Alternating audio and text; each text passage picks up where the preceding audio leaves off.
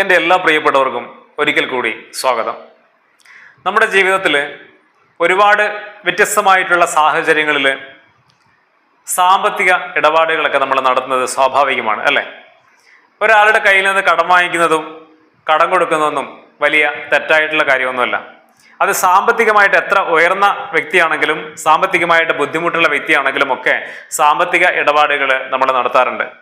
സാമ്പത്തിക ഇടപാടുകൾ വ്യക്തികളുമായിട്ട് മാത്രമല്ല, സ്ഥാപനങ്ങളുമായിട്ടും മറ്റ് മേഖലകളുമായി ബന്ധപ്പെട്ടിട്ടും ഒക്കെ നമ്മൾ സാമ്പത്തിക ഇടപാടുകൾ നടത്താറുണ്ട്. പക്ഷെ ഇന്നത്തെ വീഡിയോയിലൂടെ നമ്മൾ നോക്കുന്നത് വ്യക്തിബന്ധങ്ങൾക്കിടയിലെ സാമ്പത്തിക ഇടപാടുകളിൽ നമ്മൾ ശ്രദ്ധിക്കേണ്ടതായിട്ടുള്ള പ്രധാനപ്പെട്ട കുറച്ച് കാര്യങ്ങളാണ്. എന്തുകൊണ്ടാണ് വ്യക്തിബന്ധങ്ങൾക്കിടയിലെ സാമ്പത്തിക ഇടപാടുകൾ കുറച്ചുകൂടി പ്രാധാന്യത്തോടുകൂടി സംസാരിക്കുന്നത് വെച്ച് കഴിഞ്ഞാൽ, നമ്മുടെ ജീവിതത്തിൽ ഏറ്റവും പ്രധാനപ്പെട്ട കാര്യങ്ങളിലൊന്നാണ് നമ്മൾ കടം വാങ്ങിക്കുന്നത്. വ്യക്തിബന്ധങ്ങൾക്കിടയിൽ നമ്മൾ കടം വാങ്ങിക്കുന്നത് ആരോടാണ്? നമ്മുടെ ഏറ്റവും പ്രിയപ്പെട്ട ഒരാളോടാണ് അല്ലെ?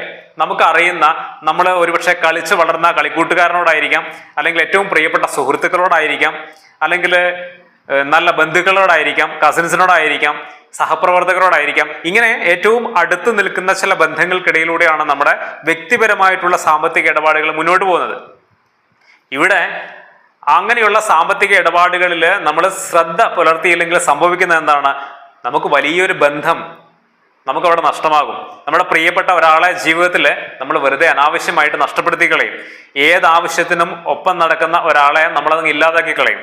അതുകൊണ്ടാണ് വ്യക്തിബന്ധങ്ങൾക്കിടയിലെ സാമ്പത്തിക ഇടപാടുകളിൽ വലിയ ശ്രദ്ധയോടുകൂടി കാര്യങ്ങൾ കൈകാര്യം ചെയ്യണമെന്ന് പറയാൻ കാരണം. അതിലേറ്റവും പ്രധാനപ്പെട്ട ഒരു പോയിന്റ് ഉണ്ട്, അത് ഏറ്റവും ഒടുവിൽ പറയാം. ആദ്യമേ പറഞ്ഞു കഴിഞ്ഞാൽ മറ്റുള്ള പോയിന്റ്സിന്റെ ഒരു ഭംഗി നഷ്ടപ്പെട്ടു പോകും. അതുകൊണ്ട് മനസ്സുണ്ടെങ്കിൽ, ക്ഷമയുണ്ടെങ്കിൽ ഈ വീഡിയോ മുഴുവനായിട്ട് കാണാൻ ശ്രമിക്കുക. ഏതായാലും നമുക്ക് വിഷയത്തിലേക്ക് വരാം.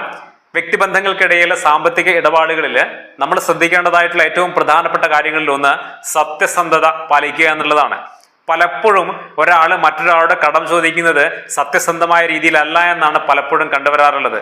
എന്തെങ്കിലും കള്ളത്തരങ്ങൾ പറഞ്ഞിട്ടാണ് പലപ്പോഴും ഒരാളുടെ കയ്യിൽ നിന്ന് നമ്മൾ പണം കടം ചോദിക്കുക. അത് ഏറ്റവും പ്രിയപ്പെട്ട ആളുകളോടാണെങ്കിൽ പോലും എന്തെങ്കിലും അത്യാവശ്യമുണ്ടെന്ന് നമ്മൾ പറയും, എന്തെങ്കിലും ഹോസ്പിറ്റൽ കേസ് ഉണ്ട് എന്ന് പറയും, അല്ലെങ്കിൽ 2 ദിവസത്തിനുള്ള ഒരു അഡ്ജസ്റ്റ്മെന്റ് മാത്രമാണെന്ന് പറയും. അങ്ങനെ എന്തെങ്കിലും കള്ളത്തരങ്ങൾ പറയും. അത് സത്യസന്ധമായ കാര്യങ്ങളായിരിക്കില്ല. ഒടുവിൽ സംഭവിക്കുന്നത് എന്താണ്? നമ്മൾ പൈസ കിട്ടിക്കഴിഞ്ഞാൽ പിന്നെ ഈ 2 ദിവസത്തിന്റെ ഓർമ്മയൊന്നും നമുക്ക് ഉണ്ടാവില്ല. പിന്നീട് ഒടുവിൽ അവര് ക്യാഷ് ചോദിക്കുമ്പോൾ നമ്മൾ ഫോൺ എടുക്കില്ല, കൃത്യമായിട്ടുള്ള മറുപടി കൊടുക്കില്ല. നമ്മളിങ്ങനെ മുങ്ങി നടക്കാൻ തുടങ്ങും. ഒടുവിൽ ആ ബന്ധം മെല്ലെ വഷളാകും. അങ്ങനെ ജീവിതത്തിലെ ഒരുപാട് ബന്ധങ്ങൾ നമുക്കൊക്കെ നഷ്ടപ്പെട്ടിട്ടുണ്ട് എന്നുള്ളത് നമ്മൾ പരിശോധിച്ച് നോക്കിക്കഴിഞ്ഞാൽ നമുക്ക് കാണാൻ പറ്റും. അതുകൊണ്ട് സത്യസന്ധത പാലിക്കുക എന്നുള്ളതാണ് പ്രധാനപ്പെട്ട ഒന്നാമത്തെ കാര്യം. അതായത് ജീവിതത്തിലെ എന്താണോ നമ്മുടെ പ്രശ്നം അത് കൃത്യമായിട്ട് അവതരിപ്പിക്കുക. മാത്രവുമല്ല, എന്തെങ്കിലും ഒരു കാലം നമ്മൾ പറഞ്ഞത് തെറ്റാണ് അല്ലെങ്കിൽ കള്ളത്തരമാണ് എന്ന് അവർ മനസ്സിലാക്കി കഴിഞ്ഞാലും ആ ബന്ധം വഷളാവാൻ അത് മാത്രം മതി. നമ്മളോടുള്ള വിശ്വാസമാണ് നഷ്ടപ്പെടുന്നത്. നമ്മൾ ഒരാളോട് പൈസ കടം ചോദിച്ചു, അവർ ആ പൈസ നമുക്ക് തരുന്നത് എന്തിന്റെ പേരിലാണ്? 2 കാര്യത്തിന്റെ പേരിലാണ്. ഒന്ന് നമ്മളോടുള്ള സ്നേഹത്തിന്റെ പേരിൽ, മറ്റൊന്ന് നമ്മളോടുള്ള വിശ്വാസത്തിന്റെ പേരിൽ. ഇത് രണ്ടും നഷ്ടപ്പെടാൻ കാരണമാകുമെന്ന് മറന്നു പോകരുത്. അതാണ് ഒന്നാമത്തെ കാര്യം. ഇനി രണ്ടാമത്തെ വിഷയത്തിലേക്ക് വന്നു കഴിഞ്ഞാൽ കൃത്യനിഷ്ഠ പാലിക്കുക എന്നുള്ളതാണ്. നമ്മൾ ഒരാളോട് നിന്ന് കടം വാങ്ങിച്ചു കഴിഞ്ഞാൽ നമ്മൾ കൃത്യമായ ഒരു ഡേറ്റ് പറയാം, ഒരു ദിവസം പറയാം. ആ ദിവസത്തിൽ കൃത്യമായി നമ്മൾ തിരിച്ചു കൊടുക്കുക. മേ ബി എന്തെങ്കിലും കാരണവശാൽ നമുക്കത് കൊടുക്കാൻ കഴിയാതെ വന്നാൽ, ജീവിതമല്ലേ, നമ്മൾ വിചാരിക്കുന്ന പോലെ ഒന്നും ആയിരിക്കില്ല. അപ്രതീക്ഷിതമായിട്ടുള്ള ചില അനുഭവങ്ങളൊക്കെ വന്നു ചേരുമ്പോൾ നമുക്ക് ചില കാര്യങ്ങളിലൊക്കെ കൃത്യനിഷ്ഠ പാലിക്കാൻ കഴിയാതെ വരും. ആ സമയത്ത് അവരെ വിളിച്ച് കാര്യങ്ങൾ കൃത്യമായി പറഞ്ഞ് മനസ്സിലാക്കുക. എന്നിട്ട് മറ്റൊരു ദിവസം, 1-2 ദിവസം കഴിഞ്ഞിട്ടോ അടുത്ത ആഴ്ചയോ മതിയോ എന്ന് നമ്മൾ ചോദിക്കുക. അത്രയ്ക്കും അത്യാവശ്യമാണെങ്കിൽ വേറെ എവിടെന്നെങ്കിലും അറേഞ്ച് ചെയ്ത് കൊടുക്കുക. അല്ലെങ്കിൽ ഒരാഴ്ച കഴിഞ്ഞിട്ട് മതി എന്ന് പറയുകയാണെങ്കിൽ ആ സമയത്ത് കൃത്യമായി തിരിച്ചേൽപ്പിക്കുക. ഇങ്ങനെ കൃത്യമായിട്ടുള്ള കമ്മ്യൂണിക്കേഷൻ നടത്തി ജീവിതത്തിലെ സാമ്പത്തിക ഇടപാടുകളിൽ ഒരു കൃത്യനിഷ്ഠ ഉണ്ടാക്കിയെടുക്കുക എന്ന് പറയുന്നത് നല്ല ബന്ധങ്ങൾ എന്നും നിലനിൽക്കാൻ നമ്മളെ സഹായിക്കുന്ന ഘടകങ്ങളിലൊന്നാണ്. അതുകൊണ്ട് കൃത്യനിഷ്ഠ പാലിക്കുക എന്നുള്ളതാണ് രണ്ടാമത്തെ കാര്യം. ഇനി മൂന്നാമത്തെ വിഷയത്തിലേക്ക് വന്നു കഴിഞ്ഞാൽ, നിങ്ങൾക്ക് പണം തിരിച്ചു കൊടുക്കാനും കഴിയുമെങ്കിൽ മാത്രമേ ഒരാളുടെ കയ്യിൽ നിന്ന് നമ്മൾ പണം കടം വാങ്ങിക്കാൻ പാടുള്ളൂ. തിരിച്ചു കൊടുക്കാൻ പറ്റുമെന്ന് ഉറപ്പില്ലെങ്കിൽ നിങ്ങൾ ആരിൽ നിന്നും വാങ്ങിക്കരുത്. നല്ല ബന്ധങ്ങൾ ഒരിക്കലും നമ്മൾ വഷളാക്കി കളയരുത് എന്നുള്ളതാണ്. നമ്മുടെ ഏറ്റവും പ്രിയപ്പെട്ട ഒരാളുടെ കയ്യിൽ നിന്നല്ലേ നമ്മൾ പണം കടം വാങ്ങിക്കുന്നത്. ആ വിശ്വാസം നഷ്ടപ്പെടുത്തി കഴിഞ്ഞാൽ പിന്നീട് ജീവിതത്തിൽ അത് നമുക്ക് തിരികെ കൊണ്ടുവരാനാവില്ല. നല്ലൊരു ബന്ധം ജീവിതത്തിൽ എന്നേക്കുമായിട്ട് ഇല്ലാതാവുകയും ചെയ്യും. അതുകൊണ്ട് തിരിച്ചു കൊടുക്കാൻ പറ്റുമെന്ന് ഉറപ്പുണ്ടെങ്കിൽ മാത്രം നിങ്ങൾ എന്ത് ചെയ്യുക, നമ്മൾ എന്ത് ചെയ്യുക, ഒരാളുടെ കയ്യിൽ നിന്ന് പണം കടം വാങ്ങിക്കുക എന്നുള്ളതാണ് മൂന്നാമത്തെ കാര്യം. ഇനി നാലാമത്തെ ഒരു പോയിന്റിലേക്ക് വന്നു കഴിഞ്ഞാൽ, വ്യക്തിബന്ധങ്ങൾക്കിടയിൽ കടം വാങ്ങിക്കൽ മാത്രമല്ല, എന്തെങ്കിലും ഒരു ഫംഗ്ഷൻ, നിങ്ങൾ ഒരു 3-4 സുഹൃത്തുക്കളൊക്കെ കൂടി ചേർന്നിട്ട് ഒരു ഫംഗ്ഷൻ നടത്തുകയാണ്. അങ്ങനെ ഫംഗ്ഷൻ നടത്തുമ്പോൾ എന്താ ചെയ്യാറുള്ളത്? എല്ലാവരും തുല്യമായിട്ട് പൈസ വീതിക്കും അല്ലേ?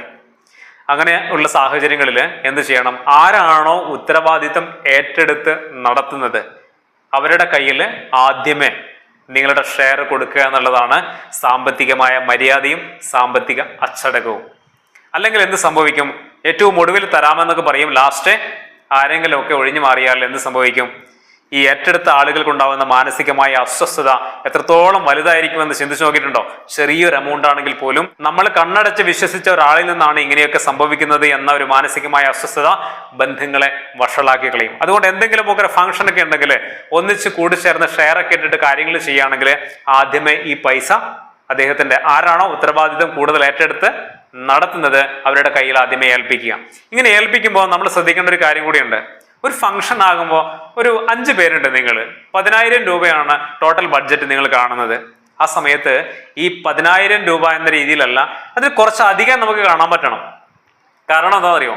ഏറ്റവും ഒടുവിൽ ഈ 10,000-ൽ കൂടുതൽ എങ്ങനെയായാലും നമ്മുടെ മനസ്സിൽ കണ്ട ബഡ്ജറ്റിനേക്കാൾ കൂടുതലാവും ഉറപ്പായിട്ടും. ആ സമയത്ത് പരിപാടികളൊക്കെ കഴിഞ്ഞതിന് ശേഷം രണ്ടാമത് വീണ്ടും ക്യാഷ് പിരിച്ചെടുക്കുക എന്ന് പറയുന്നതൊക്കെ വലിയ ബുദ്ധിമുട്ടാണ്. അപ്പോൾ ഈ നടത്തിയ ആളുകൾക്ക് വലിയ നഷ്ടങ്ങളൊക്കെ ഉണ്ടാവും. അതുകൊണ്ട് ഇങ്ങനെയൊക്കെ ഒരു ഫംഗ്ഷൻ നടക്കുമ്പോൾ ഒരു 10,000 രൂപയുടെ ഒരു ഫംഗ്ഷനാണ് ടോട്ടൽ ഉണ്ടാവുന്നതെങ്കിൽ, ടോട്ടൽ ബഡ്ജറ്റ് എങ്കിൽ ഒരു 12,500 നിങ്ങൾ എടുത്തോ. 2,000 ആണ്, 5 പേര് കൂടി 2,000 എടുക്കുന്നതിന് പോലെ ഒരു 500 രൂപ കൂടി കൂട്ടിയിട്ട് 2,500. ഇനി ബാക്കിയുണ്ടെങ്കിൽ അത് അവസാനം എന്ത് ചെയ്യാം? ഷെയർ ചെയ്യാം. ഇവിടെ വളരെ മനോഹരമായ രീതിയിൽ ആ പ്രോഗ്രാം ആകുക. ഇല്ലെങ്കിൽ എന്താ സംഭവിക്കാന്നറിയോ?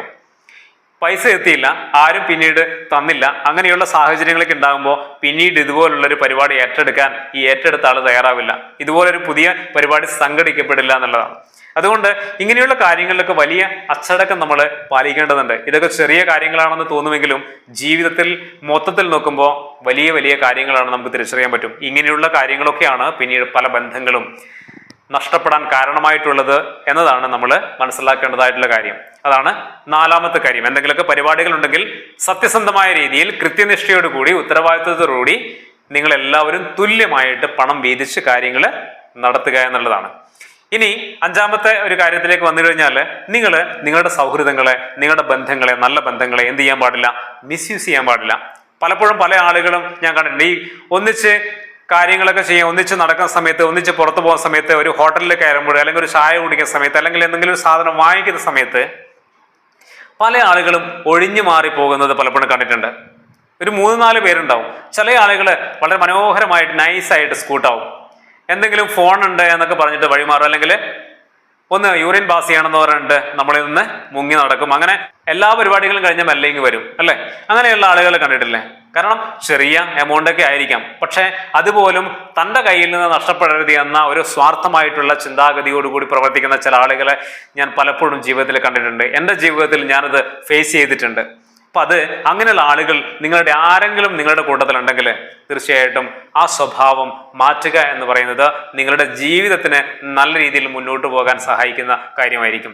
ഇല്ലെങ്കിൽ നിങ്ങൾക്കൊരാവശ്യം വന്നു കഴിഞ്ഞാൽ ആരും ഉണ്ടാകാത്ത ഒരവസ്ഥ വരും. നമ്മളിപ്പോൾ ഒന്നിച്ചൊരു കാര്യം ചെയ്യുമ്പോൾ എല്ലാവരും ഒരേപോലെ പാർട്ടിസിപ്പേറ്റ് ചെയ്യുക എന്നുള്ളത് നമ്മുടെ ഉത്തരവാദിത്തമാണ്. നമ്മുടെ വളരെ മെച്യൂർഡായ വ്യക്തിത്വത്തിന്റെ ഭാഗമാണത്. അതല്ലാതെ മുങ്ങി നടക്കുക, ഒഴിഞ്ഞു മാറി നടക്കുക, എന്തെങ്കിലും കാരണം പറഞ്ഞ് ആ കൂട്ടത്തിൽ നിന്ന് മാറി ബാക്കിയുള്ളവരൊക്കെ കാര്യങ്ങളൊക്കെ നടന്നതിന് ശേഷം മെല്ലെ വീണ്ടും കണക്ട് ചെയ്ത് വരിക, ഇതൊക്കെ മോശം, വളരെ മോശം സ്വഭാവങ്ങളിൽ ഒന്നാണ്.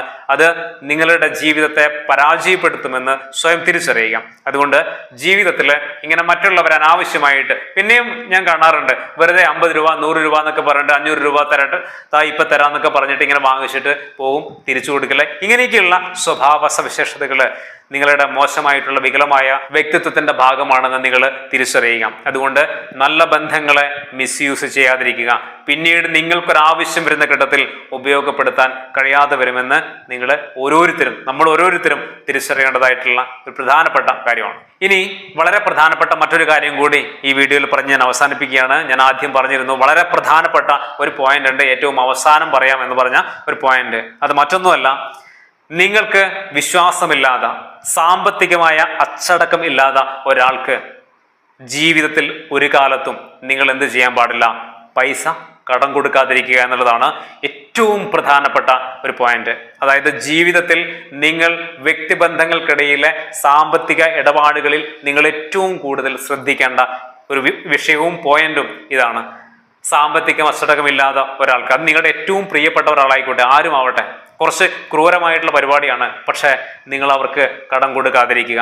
ആ ബന്ധം എന്നും എക്കാലവും നിലനിൽക്കണം എന്ന് നിങ്ങൾ ആഗ്രഹിക്കുന്നുണ്ടെങ്കിൽ അങ്ങനെയുള്ള ആളുകൾക്ക് നിങ്ങൾ പൈസ കടം കൊടുക്കാതിരിക്കുക എന്നുള്ളതാണ്. കൊടുത്തു കഴിഞ്ഞാൽ തിരിച്ചു കിട്ടില്ല, തിരിച്ചു കിട്ടാതിരുന്നാൽ നിങ്ങൾക്കിടയിൽ വിഷയങ്ങളുണ്ടാകും, ആ ബന്ധം വഷളാവും.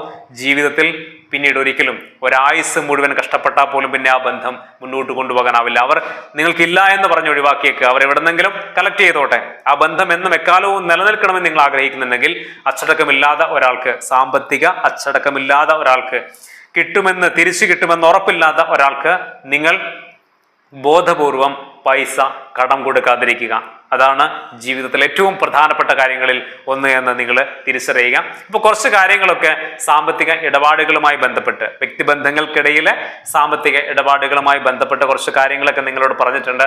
ഇതൊക്കെ നിങ്ങളുടെ ജീവിതത്തിൽ നിങ്ങൾക്ക് മുന്നോട്ട് കൊണ്ടുപോകാൻ കഴിഞ്ഞാൽ സാമ്പത്തിക ഇടപാടുകളുമായിട്ട് ബന്ധപ്പെട്ട് പല ബന്ധങ്ങളെയും നമുക്ക് നമ്മുടെ കൂടെ നിലനിർത്തി കൊണ്ടുപോകാൻ കഴിയും. കൂടുതൽ പരിക്കുകളില്ലാതെ ബന്ധങ്ങളെ മുന്നോട്ട് കൊണ്ടുപോകാനായും എല്ലാവർക്കും അതിന് കഴിയട്ടെ. നല്ലൊരു വ്യക്തിത്വത്തിന്റെ, നല്ലൊരു സാമ്പത്തിക അച്ചടക്കമുള്ള വ്യക്തിത്വത്തിന്റെ ഭാഗമായിട്ട് മാറാൻ നമുക്ക് ഓരോരുത്തർക്കും സാധിക്കട്ടെ. മറ്റൊരു പുതിയ വീഡിയോയിൽ നമുക്ക് വീണ്ടും കാണാം നല്ലൊരു വിഷയവുമായിട്ട്. എല്ലാവർക്കും നന്ദി.